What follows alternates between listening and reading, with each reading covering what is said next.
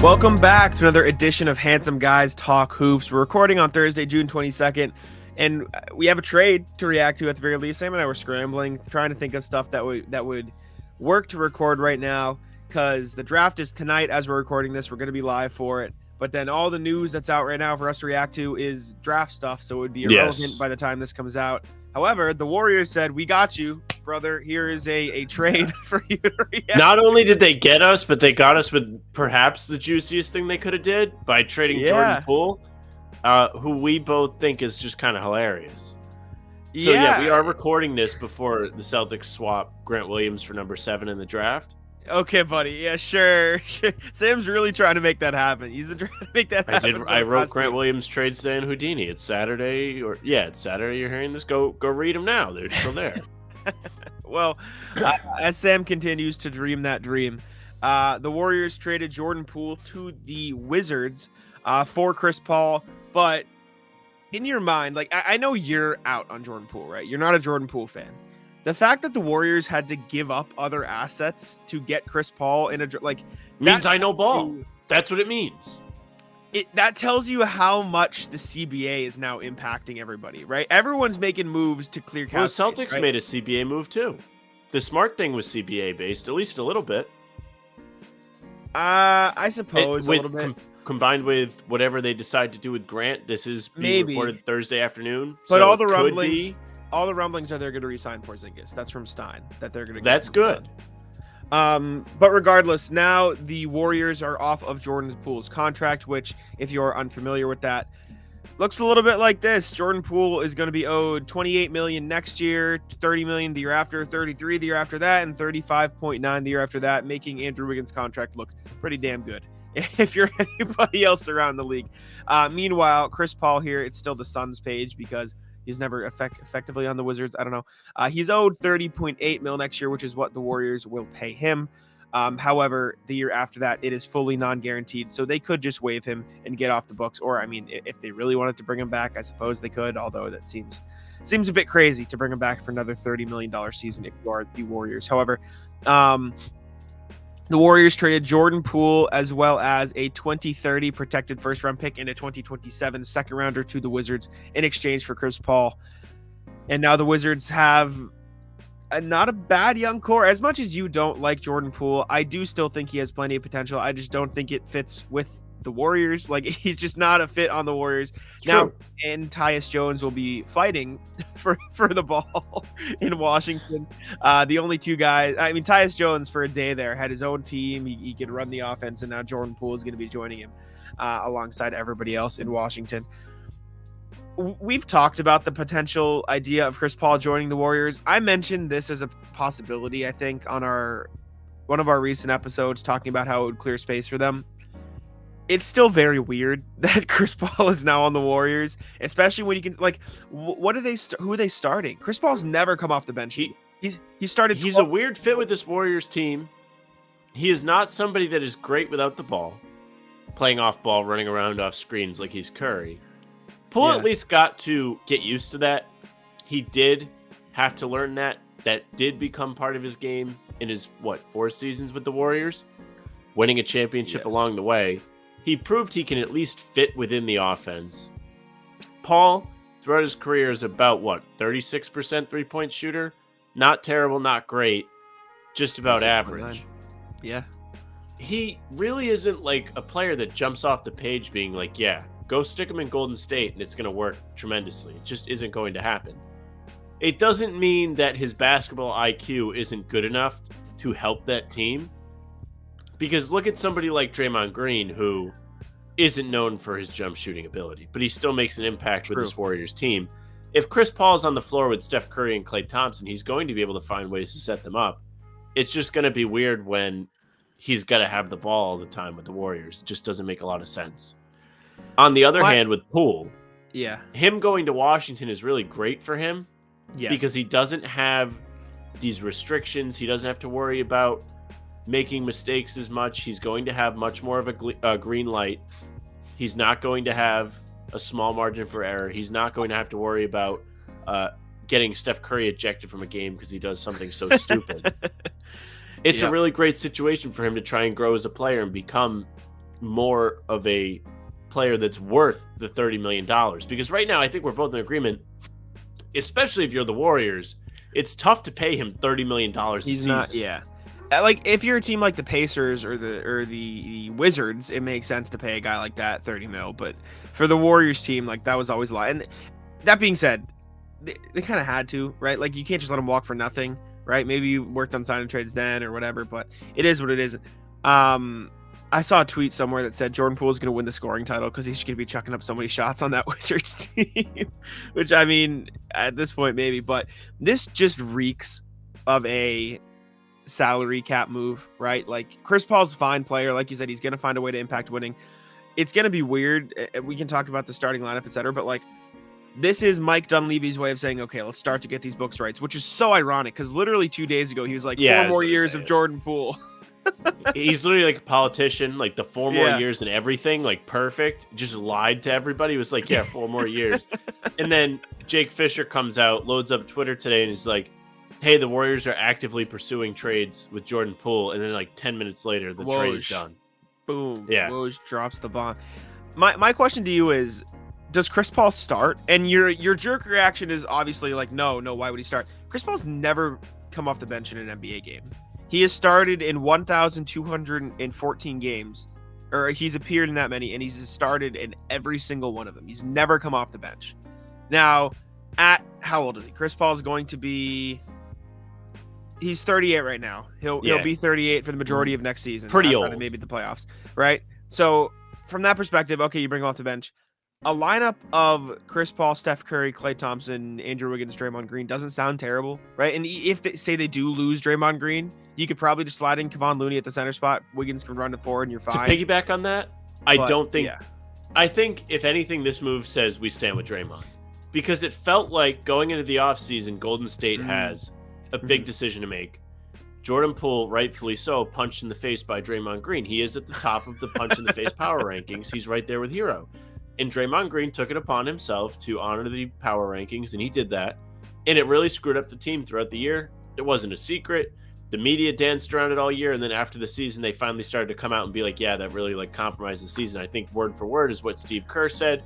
Draymond Green took accountability for the incident too. He was like, that was bad. Shouldn't have done that.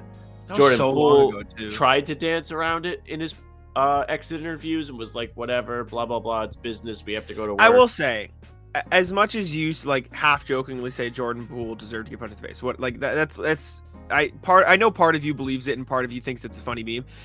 If I'm Jordan Poole, I'm also just mad. Like I'm not too happy with the situation. Yeah, no, you're not thrilled to be punched in the face. I don't think anybody is. That's what I'm saying. But if I'm the Warriors, I also think it's the correct decision to stand with Draymond Green, like you said. I mean, he's the guy you've won. That's your guy. 4 with. titles. Exactly. He's a dog. Now, how disastrous would it be if Draymond just turns around and goes, "Yeah, sorry, I'm signing with the Lakers." Or something? I just don't think it's happening. I don't either, but that'd be what a twist. But Chris Paul, do you think he starts or do you think he accepts a bench role? I don't really know if he's going to have much of a choice. I think he's going to have to. They're going to say, "Hey, buddy, count the rings. You listen to us." Well, I mean, he's never won a championship. My point, though. My point is that there's a world where it starts. They're just going to be extra small. Yeah, the defense. I don't know. Would be a deal, I mean, he's 6'2", Curry's 6'3", Thompson's 6'5". Then if you put Draymond out there, he's 6'6". Like, he's not big either. And, of course, Wiggins is the tallest one. It's 6'8". Yeah. It does make more sense to just stick with the Steph, Klay, Wiggins, Draymond, Looney. And then, and then if Steph needs a rest night, obviously Chris Paul is fully capable of starting still. So it's fine. I think, if anything, it does buy you that. It kind of gives you flexibility with your lineups. You can let these guys rest. Who knows how much they care about accolades with the new CBA. I will say, I wrote something for Fansided's Warriors site, looking at their depth chart. They've got some work to do. Their team is not set in the slightest, right? Like, if you think about it from the perspective of, okay, they have Chris Paul on solid depth, they need to worry about bringing Draymond back. And from what we're saying, right, you're like, okay, he'll probably come back. And I agree with you, he'll probably come back. But even past that, right, Dante DiVincenzo's gone. You don't have enough money to re-sign him, right? Jonathan Kuminga's pissed. Yeah, I can't imagine he's on the team next year, right? Like, I don't think that's going to happen. JaMychal Green was a 1-year contract. You're not going to have him. They traded Ryan Rollins in the Jordan Poole trade. He's going to Washington, and that doesn't sound like much, but he was a promising young player who's somebody you look at and say, okay, maybe he can take a step up. He's on a guaranteed contract, right? He's on a small contract. He's gone. You have Gary Payton, which is fine, but like Moses Moody, does he want to be there still, or are you going to interest him with a larger role? I think he does. I think towards the end of the season, he was really somebody they pointed at as like, hey, everybody should act like him because he's earning his minutes and he's doing it the right way, and he understands that he's behind these veterans in the rotation. Also, Pat Baldwin, another guy that I think they like. He had an okay second half of the season. He made an impact in a couple different games. There was a little win streak they went on where he was scoring in double digits and making a difference off the bench. So he's another name to keep your eye on. But you're right. There is a lot of room to improve there. Right? This is what the Warriors... Obviously, Draymond Green is not included in this because he is an unrestricted free agent, but you assume he'll be back. This is the Warriors' depth chart moving in the next season. And if you want to disclude Kuminga from that, that's fine too. That's not a lot of depth. They really don't have that much, right? Chris Paul and Gary Payton are really their only, like, we trust you veterans. Moses Moody is maybe inching into that conversation. Like you said, Patrick Baldwin has a chance to maybe earn more minutes, but, like, they don't have a backup center. They don't have a backup power forward if Kuminga wants to lead. I will say this. Yes. If they do wind up having a team without Jonathan Kuminga on it, they will have traded him. They will have gotten something back. So there's that aspect to it, too. They're going to draft at number 19 tonight. Whoever that may be. Maybe editing Jack busts in and says it was this player. Editing Jack here. The Warriors selected Brandon Podziemski out of Santa Clara. Hopefully I pronounced his name right. He seems pretty good. Tyler Rucker, who we did our draft preview show, was high on him. Also, the Warriors are also including Patrick Baldwin Jr. in the trade. So anything we say about Patrick Baldwin Jr. potentially being a good fit on the Warriors, disregard. He's going to Washington too. But yeah, Brandon Podziemski, apologies if that's wrong, was the Warriors pick at 19. Editing Jack out. Don't have to, but it could be a thing. They are in position to round out this roster. And again, if they do move off of Kuminga, I think you're going to see a decent return. It's not going to be, wow, they just get a second for Kuminga. It may be a move up in the draft thing so we can take another young guy that we're not going to play and piss him off. But who knows? They have options. I think people around the league like Kuminga. He is only 20. Mm-hmm. He's played 2 NBA seasons. He's 20 years old. It's kind of crazy. He's a flexible piece there. And again, I think Draymond's back. It's just what I think. I agree. It's weird. I think a lot of the guys they could draft at 19, it feels like it's a guard-heavy draft, which doesn't fit well for the Warriors. So maybe you try to target. Get more. Then you can have Chris Paul, Curry, Klay Thompson drafted guard at number 19, and then maybe you play Draymond at center. Yeah, there you go. Round out. This is weird. I think it actually works out well for both teams for different reasons. Like for the Wizards, it works out for a basketball reason because Jordan Poole's a fine young player you take a chance on, and you get picks. For the Warriors, it helps clears your books, although it is weird to consider. The Wizards traded Bradley Beal, Kristaps Porzingis, and got back 1 first-round pick in 2030. And the Celtics traded Marcus Smart and got 2 first-round picks back. And John Hollinger put it nicely. He's like, it's all about the contracts. Just look at the contracts, and that'll tell you why like Chris Paul and Marcus Smart are getting back first, and Beal and who else got traded? Porzingis aren't getting you much. Yeah, I'm a big contracts guy myself. I will say, I'm big value on the contracts. I'm the first one to be like, this guy sucks. Why is he making X amount of money? Yes, and you are seeing it. I will say, I did see something that said, keep your eyes on this Wizards Poole trade because they can apparently fit him in some trade exception and then get even more of a trade exception. So you want to talk about a TPE team? Look no further. Yeah. We'll see. Maybe they make some moves there. Maybe Kyle Kuzma resigns for the $30 million he wants. Good luck to you. That's I will say though, you're trading him for nothing. Right. The whole idea of we're Washington, we traded Beal, finally we have a clear cap books. Psych. You no longer have a clear salary cap book. Anyways, we can wrap there. Thank y'all for tuning in. We appreciate you very, very much. Subscribe to the channel. We've had some great growth lately. We'll be back. Great week for us. We have hit the last 3-4 podcasts. Let's see. Sunday, 1.6K. Tuesday, 1.2K. The 2 breaking videos, 1.1K a piece. The draft one, everybody was tuckered out. They had enough Celtics. So Hey, it's already at 200. But it was a great and that- video, and you the should go fact watch that- it if you haven't. Yeah, 200 throughout the first day is not terrible. Go check it out though. It does have a short lifespan though because it is the draft day. But like we said, subscribe to the channel. We appreciate you. We'll have more reaction stuff. If you like our Celtic stuff, those are Sundays, Tuesdays, Thursdays. Reaction stuff every other day of the week. So expect more stuff those days. But yeah, I'll let Sam take us home. Yes, thank you very much for watching. This is one of the daily reaction videos, so make sure you subscribe and you get all of the NBA news we react to. You get all of our Celtics podcasts. You can hit the notification bell so you don't miss any of it, just in case there's an emergency, like there was 2 on Wednesday. Good God. You can make sure you follow the pod on streaming services. How about them Celtics?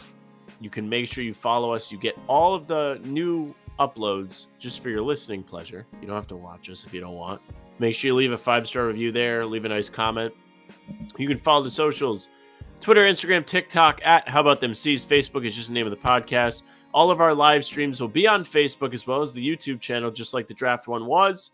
You can keep your eyes out for more. I'm sure when free agency rolls around, we'll be there too. You can follow Jack at Jack Simona NBA on Twitter. You can follow me at Sam LaFrance NBA. That's it for us. Bye.